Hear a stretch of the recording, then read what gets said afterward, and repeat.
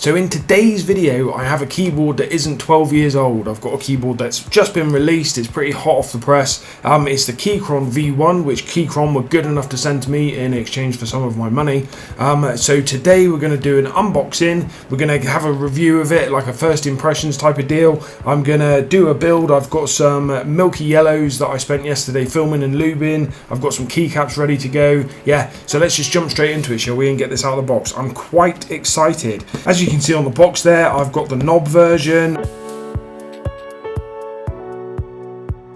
So you've got the usual sort of quick start guide, got the switch puller, we've got a braided cable. It's the adapters on there from USB-C to USB-A, and then the USB-C side at the other end is for the keyboard. So yeah, pretty decent cable, which you need because this isn't a Bluetooth keyboard. That's your switch puller. A screwdriver, an Allen key, and a spare of each of the types of screws, or a few spares of each of the types of screws, I would say. The full manual there, not just a quick start guide, and that is it. Okay, so as you can see there, this is like a frosted black case. It's a very nice, actually very rigid case, which is kind of one of the things I was thinking about with this keyboard, is that it's in the same sort of price category as some of the cheapest keyboards that you get on Aliexpress and Banggood, the more budget keyboards that you get on there. A good example, in fact, would be the LK67 on the overhead camera there. This is one that I've built. I've done loads of mods on this. These are great little keyboards for the price, but in the bare bones configuration, so just with stabilizers, no switches, no keycaps, this keyboard will run you about the same price as the Keychron here. So it's about sort of $60. You can get them sometimes for $55, sometimes they're more like $65, but it's the same kind of price point. So really, this is what I'm comparing it to, this kind of keyboard. I'm not comparing it to the other Keychron keyboards because the whole point in it is that it's a budget kind of entry-level keyboard. So my first impression straight out of the box are that it does have a more solid and more quality feel than the comparison keyboards that you would find on AliExpress and Banggood. The knob is aluminium and really solid and sort of tight feeling. Yeah, no play or anything in it. It's just a real nice kind of satisfying sort of tactile turning, if you like, or rotation of the knob. So that's a nice touch. The screw-in stabilizers is great. To get screw-in stabilizers in a PCB on a keyboard this cheap is excellent, I think. So yeah, really good. Looks really good on the face of it so far. It's obviously got the legs there. It's got two sets of legs for the different angle height adjustments there. Then it's got rubber feet for when you want it flat planted on the desk, and there's no sort of play in this. Often with these budget keyboards, there's play in them. Just to cover some of the other stuff quickly, like a lot of Keychron keyboards, this is a wired only version. It's got the Mac and Windows switch on the top there, as you see on most of the custom keyboards. It's south facing RGB Hotswappable, which means it's going to be compatible with your Cherry keycaps. One thing that I am a little bit disappointed about, you shouldn't really expect it for this price point, I guess, but because the other custom keyboards, a lot of the other custom keyboards from Keychron are gasket mounted, I was half expecting this to be the same until I read the full description of it. This is a tray mounted keyboard, so the plate in the PCB is just bolted fast to the bottom case basically, and then it looks like it's all sandwiched together. We'll see in a minute when we take it apart. So let's do that now, shall we? So we're looking at a 2.5mm Allen key for these, as usual, same as the other custom keyboards from Keychron.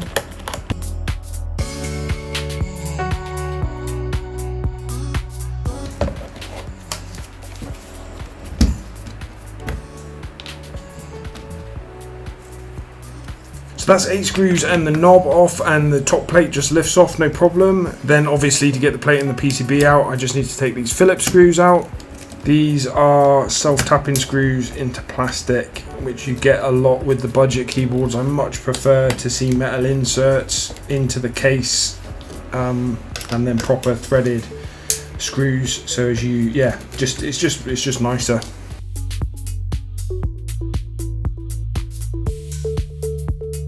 Okay, and that's a fair old few screws to get that out. I think it was 12, and then the plate and PCB assembly just lifts out nicely. This is a nice little touch straight away. When you lift the PCB out of the bottom case there, you might be able to see that there's a slot where the actual switch interfaces with the plastic switch in the case. You don't get such niceties as that with, say, the LK67, for example.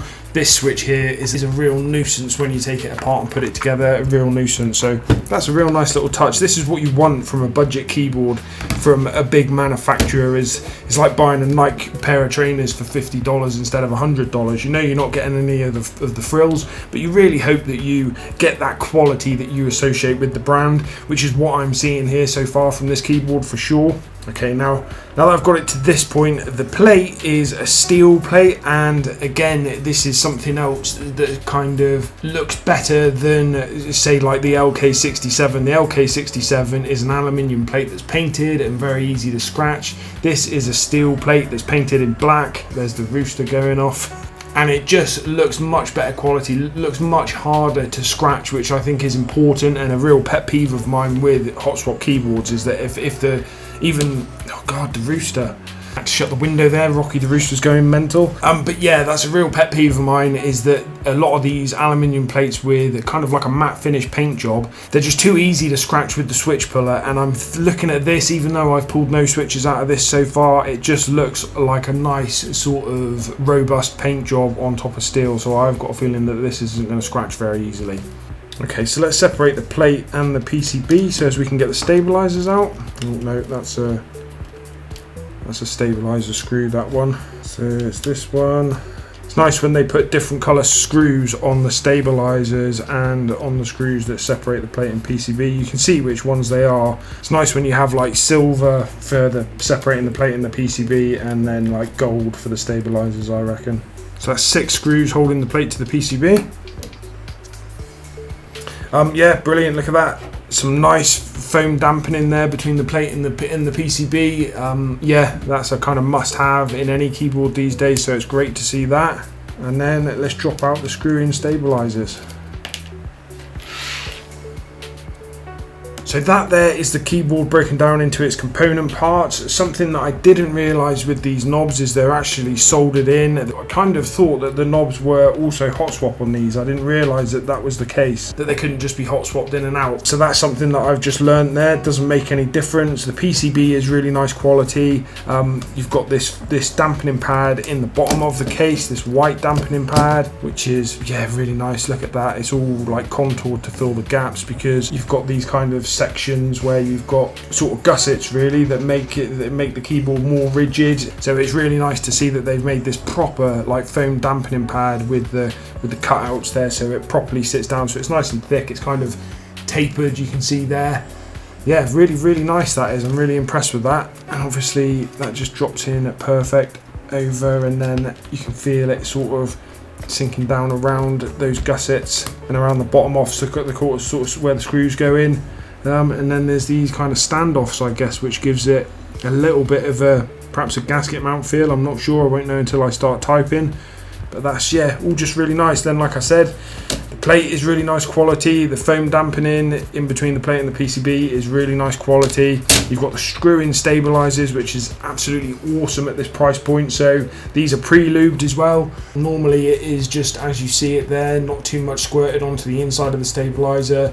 You can see that the whole stabilizer housing is full with lube there, but not in between the stem and the housing by the looks of it, which is quite common. So I'll do some work on the stabilizers anyway.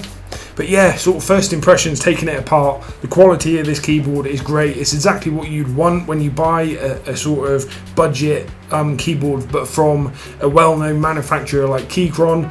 It's kind of like the NK65, but much cheaper in terms of the fact that it's just a really basic keyboard. There's no frills about it. It's tray mounted. There's nothing sort of unusually exceptional about this keyboard for this price, but it is exactly what you'd want the budget Keychron to be. It's just such high quality stuff for the price. It's far superior to, say, the LK67 in my opinion, and probably the other keyboards that you get on Aliexpress and Banggood that are in this same price point as this Keychron. I imagine that this will blow them away for quality, but we won't get ahead of ourselves. So now what I'm going to do is I'm going to put this keyboard back together in its stock configuration, because I've had a look. The stabilizers look like they've done quite a thorough job of lubing them. There might even be some lube between the stem and the housing, which is good. So I'm just going to put it together as is. I'm going to put my Gateron Milky Yellows in there. I'm going to put the keycaps on, and I'm just going to give this a thrash in its stock configuration to see how it just performs out of the box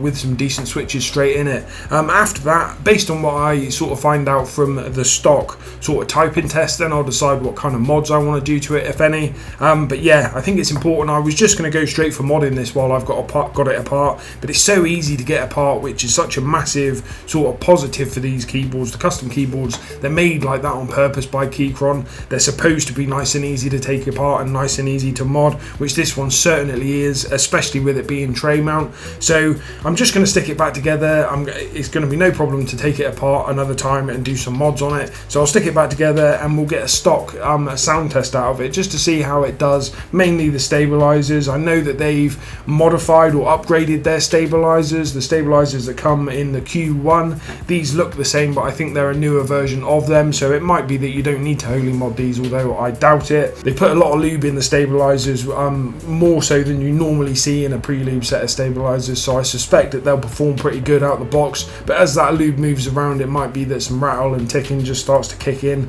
so then they might need some modding after that, or topping up with lube if you don't want to do any mods. But yeah, that's what we'll do. Slam it back together and do a typing test.